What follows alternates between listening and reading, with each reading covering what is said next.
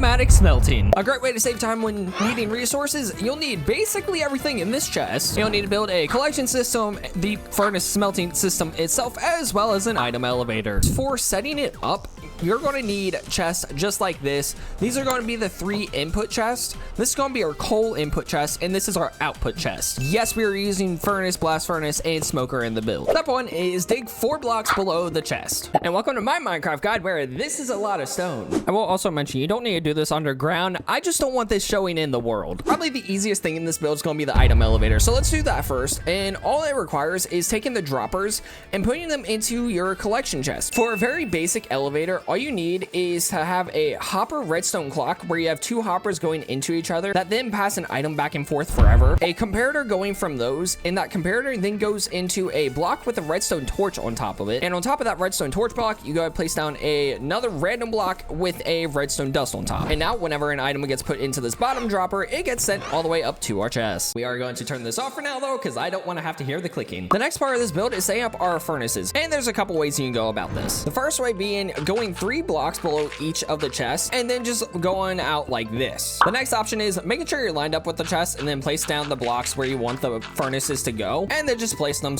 just like that. Again, up to you what you do. Now that we've got our furnaces placed, we can work on the collection system for the furnaces. So we're going to go ahead and place down a single hopper.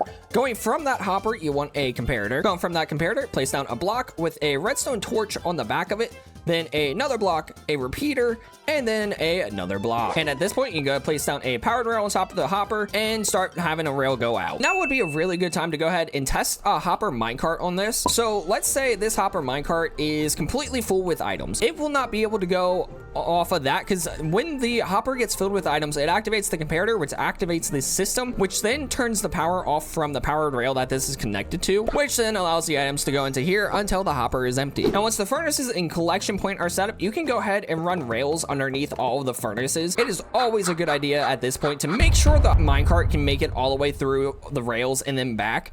And when it comes to this, you need to make sure that the block connected to this is a solid block. And it does look like that is going back and forth perfectly fine. Now what I want to go ahead and do is see how it does when it picks up some items, because there are moments where the hopper minecart may be too heavy to make it all the way back. So if it's filled all the way with what I got, then it should be fine here. Perfect. I just realized that I done goofed. For this, it needs to move just because the way that I'm going to have this system set up here. Good day, sir. Hey, excuse me. Do you have any good trades? I'm just curious. Why are you running away? Let's see. Dude, the best thing you got is a puffer fish in the bucket. Like, oh, and now you want to walk away from me. How do you feel selling this stuff? Well, that's just sad. I worked out a deal with him. I take the llamas and he gives me the leads. This is still the same setup. I just set it away from the smokers here. It never hurts to double check to make sure it's working. And now I can go ahead and place down hoppers into here. What was happening was the way that was positioned, it was stopping these hoppers. So I'm going to go ahead and place these down just like so. When running fuel to the furnaces, you want a individual line for each furnace. I just realized this because I did some tests. To power the rails that are going to be doing the hoppers, go ahead and place down torches right there, blocks in front of those torches, and on top of there you want powered rails. Go ahead and line the top of these hoppers with the rails. At the end here for the powered rail, place the redstone torch, place a slab on top of the torch, and then on top of there place a powered rail. Make sure the rails work by placing down the minecarts. As long as they're going back and forth fine, you can move on to the next step. Place hoppers on top of all the furnaces, and one more time, go ahead, do the redstone torch,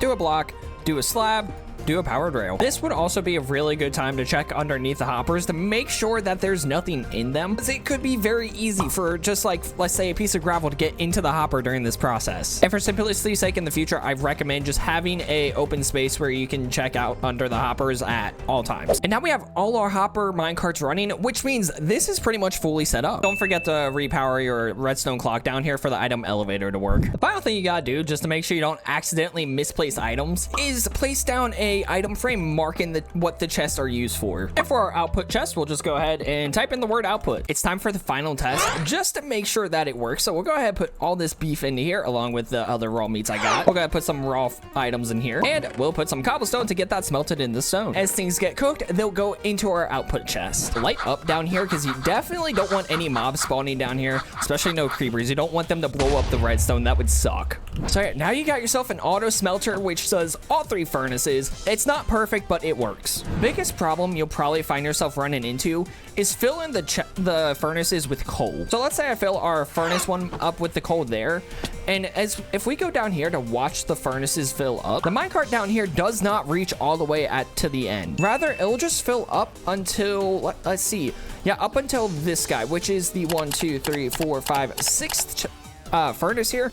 Which, if you wanted to alleviate this problem, you could just do 6 rows of furnaces. That's no problem. But if you were to connect this to like an automatic kelp farm that gave you infinite fuel, which I'm going to do in a later video, then you won't have any problem with this. Now, what I'm going to go ahead and do is cover this up. A few moments later. There we go. It's perfectly covered up, and it still works just as it should. You want to make sure if you build over it, it's always good to have access to the furnaces, because once they get done smelting, you can gather all the XP that has gathered from everything that you're smelting. So the more you smelt, the more XP you get. Upon further thinking, I condensed this down to 6 furnaces each. Now fuel's going to be in every single furnace. I don't have to worry about one furnace being missed over the other. And at the end of the day, after I put these minecarts on, this will be a lot more efficient than the 11 furnaces that I had. So yeah, stick with the 6 furnaces and you'll be good to go. Other than that little tidbit, I think everything else in this video still applies. Final thing you can go ahead and do is place a hopper on top of the chest, as well as another chest on top of that hopper. And this just gives you a lot more space to place items in, especially if you get a lot of items like, I don't know, raw copper when you go mining. But this is very much so optional. That's going to do it for today's video. Next episode, we're building a Japanese house around this. With that said, I'll see you guys in the next one. Leave a like, comment, subscribe. Have a nice day.